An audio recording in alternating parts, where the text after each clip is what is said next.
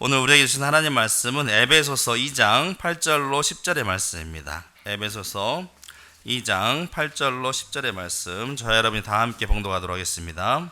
다 함께 하나님의 말씀 봉독하겠습니다. 시작. 너희는 그 은혜에 의하여 믿음으로 말미암아 구원을 받았으니 이것은 너희에게서 난 것이 아니요 하나님의 선물이라. 행위에서 난 것이 아니니 이는 누구든지 자랑하지 못하게 함이라. 우리는 그가 만드신 바라 그리스도 예수 안에서 선한 일을 위하여 지으심을 받은 자니 이 일은 하나님이 전에 예비하사 우리로 그 가운데서 행하게 하려 하심이니라. 아멘. 할렐루야. 우리 위해 죽으시고 부활하신 예수님께 다시 한번 찬양과 또 경배와 영광을 올려드립니다. 우리 큰 박수로 하나님께 영광 올리겠습니다. 네, 그리고 오늘 너무 반가운 다시봄 새생명 축제에 나오신 모든 분들께 하나님의 특별한 사랑과 축복이 함께 하시기를 기원합니다. 먼저 이번 축제 이름이 다시 봄인데요, 이 주제와 관련된 제가 찬양 한 곡을 준비했는데요, 함께 보신 후에 말씀 나누도록 함께 하겠습니다. 할렐루야. 그렇습니다. 여러분, 다시 우리에게 따스한 봄날이 찾아왔습니다. 겨울에 얼어붙은 땅에서 다시금 여러분 기적과 같이 싹이 나고 꽃이 피고 또 나비가 날고 또 새들의 노랫소리가 들려옵니다. 여러분 한번 보십시오. 봄에 이렇게 약동하는 이 생명의 기운을 여러분 느껴보시기 바랍니다. 이제 추웠던 겨울의 흔적은 어디서도 찾아보기 어렵습니다. 추운 겨울이 지나고 다시 따스한 봄이 우리에게 찾아오듯이 오늘은 바로 죽음을 이기시고 다시 사신 예수님의 부활을 맞아 다시 봄 새생명 축제로 함께 여러분과 함께 기쁨을 나누고자 합니다. 다시 봄, 무슨 말일까요? 다시 봄이 왔다라는 의미와 또 한편으로는 부활하신 주님을 우리가 다시 본다라는 의미입니다. 그런 의미에서 여러분, 오늘 여러분께 우리 교회 성도님들께서 특별히 부활절 선물을 준비했는데요, 오늘 여러분을 초대하기 위해서 우리 성도님들이 아름답게 교회도 꾸미시고 또 깨끗하게 나와서 청소도 하시고 또 여러분을 위해서 예쁜 선물도 준비하고 또 포장하고 또 좀 전에처럼 특송 연습, 특송도 준비해 주시고 또 예배 후에 맛있는 또 점심도 정성껏 준비했습니다. 비록 약수하시더라도 오늘 우리 교회에 나오신 모든 분들께 봄과 같은 따스한 기운이 전해지기를 간절히 소망합니다. 그런데 여러분, 사실 중요한 것은 저희가 준비한 선물 말고 바로 우리 주님께서 여러분에게 주시고자 하는 아주 특별한 선물이 있다는 것입니다.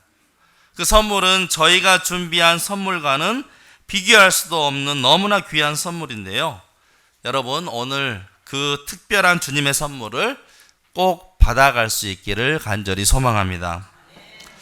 여러분, 사실 제 마음 같아서는, 정말 제 마음 같아서는 오늘 우리 교회에 나오신 분들께 금 10돈이라도 드렸으면 좋겠습니다.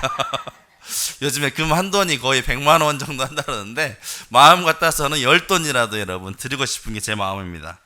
그런데 여러분, 그럼에도 불구하고 우리 인간이 줄 수 있는 선물은 한계가 있습니다. 한계. 무슨 한계가 있냐? 그 선물은 아무리 좋은 선물을 할지라도 결국 이 세상에 속한 것이라는 것입니다. 이 세상에 속한 것.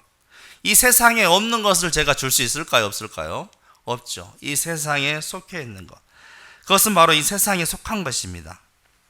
그리고 아무리 그 선물이 귀하고 특별한 선물이라 할지라도 그 선물은 영원할 수는 없다는 것이죠. 언젠가는 닳아지고 사라져 없어지기 마련이라는 것입니다.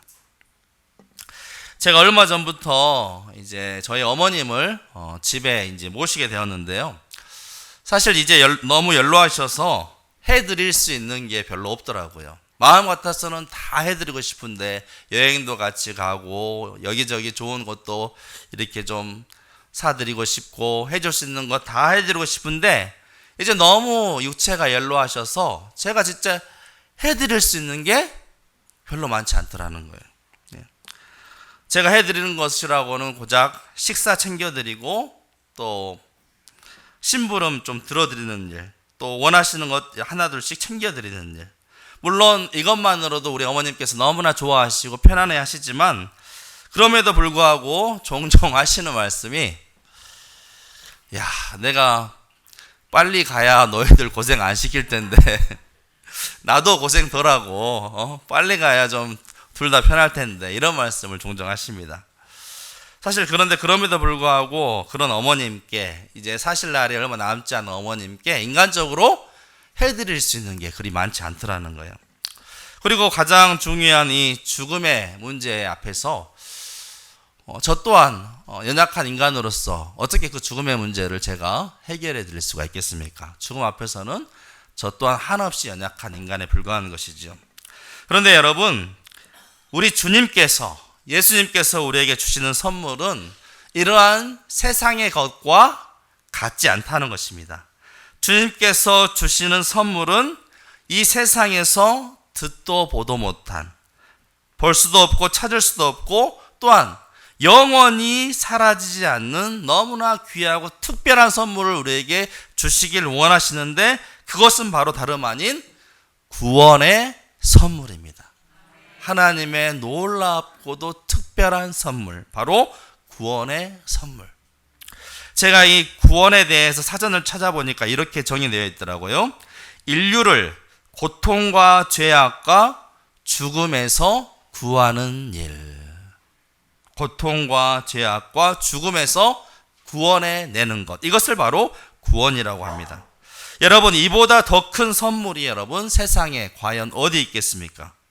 여러분도 죽기 전에 꼭 이 선물 여러분 받고 싶지 않으십니까? 예, 이미 받으신 줄로 믿습니다. 정말 이 선물을 받는다면 우리가 어느 때 죽는다고 할지라도 그 죽음 앞에 전혀 두렵지 않을 것입니다. 왜? 그 죽음으로부터 우리 주님께서 나를 건져 주실 줄로 믿기 때문입니다.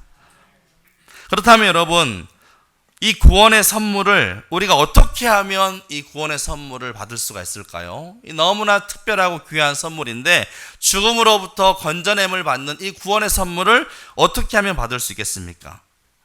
세상의 여러 종교들은 말합니다.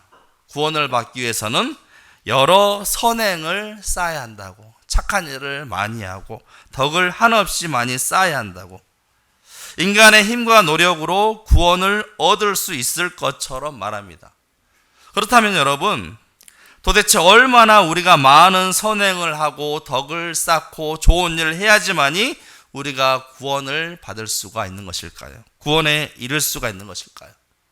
과연 우리 인간된 우리가 어느 경지까지 올라가야 여러분 우리가 스스로 구원을 이룰 수가 있는 것일까요? 도무지 기준도 없고 감을 잡기도 어렵습니다. 그런데 여러분, 우리 주님께서 허락하신 이 성경 말씀은 우리에게 아주 정확하게 말씀하시죠. 요한복음 3장 16절의 말씀입니다. 다 함께 읽겠습니다. 시작.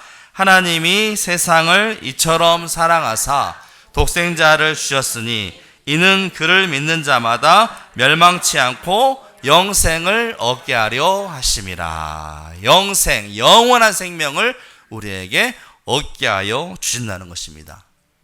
이어진 17절에 이렇게 말씀하십니다. 하나님이 그 아들을 세상에 보내신 것은 세상을 심판하려 하심이 아니요 그로 말미암아 세상이 구원을 받게 하려 하심이라. 하나님이 세상을 이처럼 사랑하사 독생자를 주시기까지 우리를 사랑하여 주셨는데 그 독생자를 믿기만 하면 우리를 구원하여 주신 줄로 믿습니다. 그러므로 하나님이 세상을 이처럼 사랑하사라는 말씀은 이렇게 적용할 수가 있겠죠. 하나님이 나를 이처럼 사랑하사. 하나님이 여러분을 이처럼 사랑하사. 그렇습니다, 여러분. 우리의 죄를 대신하여 죽으시고 다시 사신 예수님을 우리가 믿음으로 고백할 때 우리는 구원의 선물을 값없이 받게 되는 줄로 믿습니다.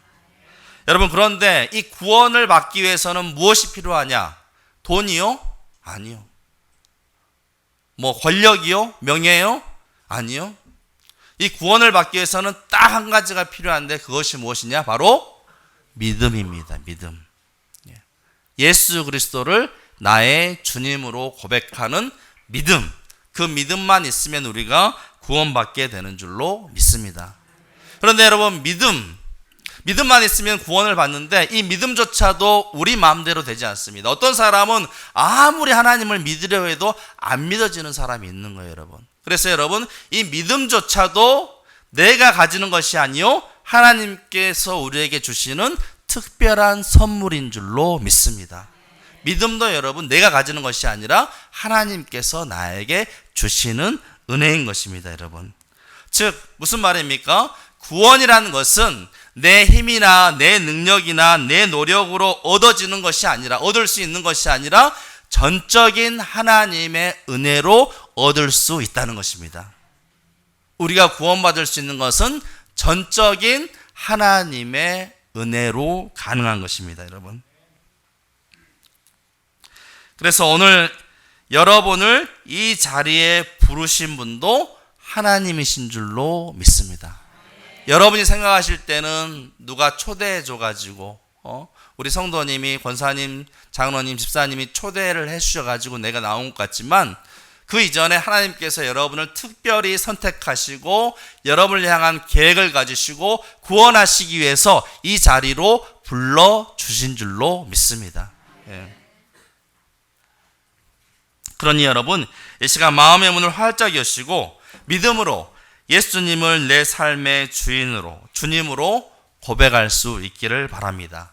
그리야 할 때 구원의 놀라운 선물을 받게 될 줄로 믿습니다. 그렇다면 여러분, 예수 그리스도는 과연 누구시길래, 예수님이 도대체 어떤 분이시길래 죄와 사망으로 죽을 수밖에 없는 우리를 건져낼 수 있는 것일까요? 죽음으로부터 우리를 살릴 수가 있는 것일까요? 주님께서 우리를 죽음으로부터 구원하실 수 있는 이유는 바로 그분이 곧 생명의 근원 되시기 때문입니다.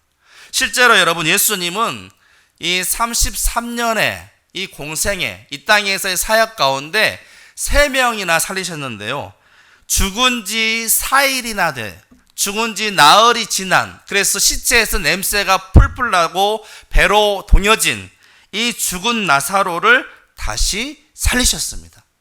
이뿐만 아니라 야이로의 죽은 딸도 다시 살리셨고 나인성 과부의 죽은 아들도 다시 살리셨습니다, 여러분. 그분이 곧 생명의 근원이시기 때문에 이미 죽은 사람이라 할지라도 살려내는 권능이 있는 줄로 믿습니다. 그리고 더욱더 놀라운 사실은 예수님 또한, 자신 또한 우리의 죄를 대신하여 십자가에 달려 죽으시고 죽으신 지 사흘 만에 여러분, 이 죄와 죽음의 권세를 깨뜨리시고 물리치시고 다시 살아나셨다는 사실입니다, 여러분. 그러므로 여러분, 우리가 지금 이 자리에서 예수 그리스도의 부활을 기뻐하고 영광 올려 드리는 것이죠. 여러분, 이 세상에 4대 성인 아실 것입니다. 누구입니까?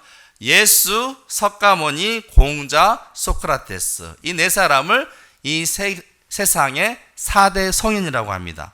그런데 여러분, 이 4대 성인 중에 다시 살아나신 분, 죽으셨다가 다시 부활하신 분은 오직 예수님밖에 없습니다. 무덤이 없으신 분은 오직 예수 그리스도밖에 없습니다, 여러분. 예수님은 성경의 예언대로 죽으신 지 사흘 만에 다시 살아나셨기 때문입니다. 무덤이 결코 예수 그리스도를 가둘 수가 없었던 것이죠. 그래서 여러분, 십자가 앞에 무서워 도망쳤던 예수님의 12제자들도 이후에 정말로 그들이 부활하신 예수 그리스도, 그들 앞에 나타나셔서 손에 못 박힌 것, 창에 찔린 것을 직접 보여주신 그 예수 그리스도를 만난 후로 완전히 그들이 180도 변화되어서 십자가 앞에서 죽음 앞에 도망쳤던 제자들이 부활하신 예수님을 만난 이후로는 완전히 달라져서 180도 변화해서 그들의 목숨을 다하여서 순교하기까지 여러분 죽음을 두려워하지 아니하고 주의 복음을 증거했다는 사실입니다, 여러분.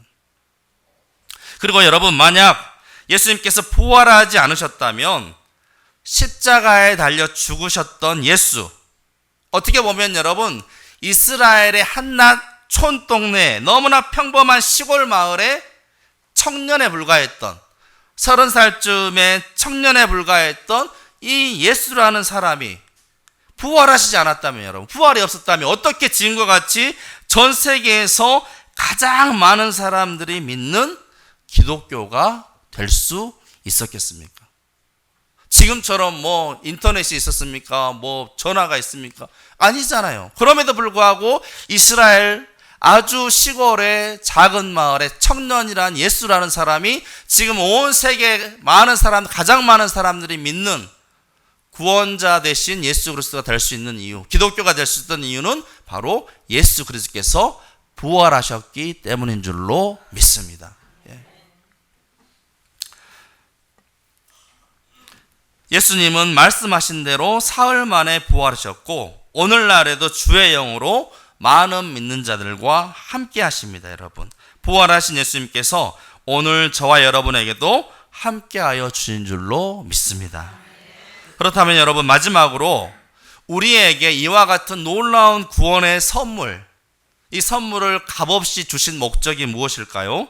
그것은 바로 오늘 말씀처럼 우리가 주님 안에서 선한 일을 행하기 위함입니다. 착한 일을 하기 위함입니다. 착한 일을, 선한 일, 우리로 선한 일을 행하기 위해서 우리를 구원하셨다는 것입니다. 여러분, 이 세상에 존재하는 모든 것들은 그것을 만든 사람에게 존재의 이유가 있습니다, 여러분. 이 마이크를 만든 사람에게 이 마이크가 있는 존재의 이유가 있는 것이죠. 목소리를 크게 하기 위한 것처럼. 마찬가지로 여러분, 우리의 존재 이유는 우리를 창조하시고 지으신 하나님께 있는데, 그 하나님이 우리를 어떻게 창조하셨습니까? 이 세상에 존재하는 가장 위대한 걸작품으로 우리를 창조하여 주셨다는 것입니다. 곧 하나님의 형상대로 만드신 만물의 영장이 바로 우리 인간인 것입니다. 영장, 만물의 영장할 때 이 영장이 무슨 말이냐면 가장 뛰어나 영묘한 능력을 지닌 존재, 이게 바로 여러분 영장이라는 말입니다. 우리가 곧 하나님의 최고의 걸작품, 만물의 영장으로 지음받은 존재인 것이죠. 그런데 여러분, 이렇게 지음받은 우리가 살아가는 오늘날 이 세상의 모습 어떻습니까? 온갖 전쟁과 죽음과 탐욕과 갈등과 대립이 끊이지 않고 있습니다. 이 모든 것이 여러분 다 죄 때문이죠, 죄. 그런데 그 죄와 죽음의 문제를 누가 해결해 주셨습니까? 바로 우리의 죄를 대신하여 죽으시고 다시 부활하심으로 그를 믿는 모든 자들을 구원하신 오직 예수님 뿐인 줄로 믿습니다.